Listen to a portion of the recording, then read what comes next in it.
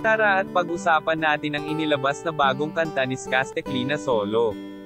Ito nga ba ay patama ka, Zinab? Grabe, pinatunayan niya talaga na kayanan niya ng solo.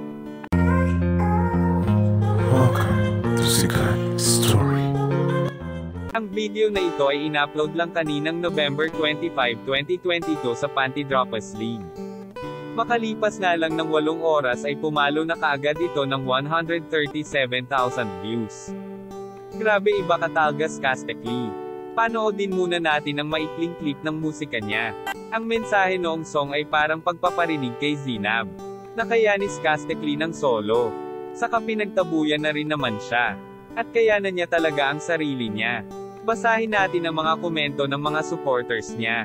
May sustansya at base sa totoong buhay. Congrats Lodi Kliziboy. Tuloy-tuloy lang da. Sa paggawa ng mga musika nakasuporta kami say. Iba talaga yung magaling sa naggagaling-galingan.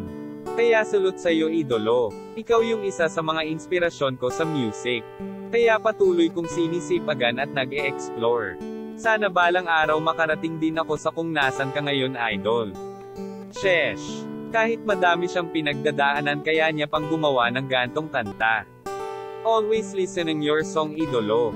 Kahit bata pa ako at hanggang paglaki ko paulit-ulit kong papakinggan at kakantahin ang mga obra nyo ni Flo G. Pambihira talaga ang talento na pinapamalas nitong si Skastekli, mapa-hater ka man talagang di mo maiwasang makinig sa mga gawa niyang kanta. Yung iba sa vlog di nadaan mga hinanakit sa buhay. Ang dol-dol sa social media. Eto si Skastekli sa kanta Salot. Comment kayo sa reaction nyo sa bagong kanta ni Skastekli. Yan lang ang ating mainit na chika. Halina't mag-like, share and subscribe. Thank you.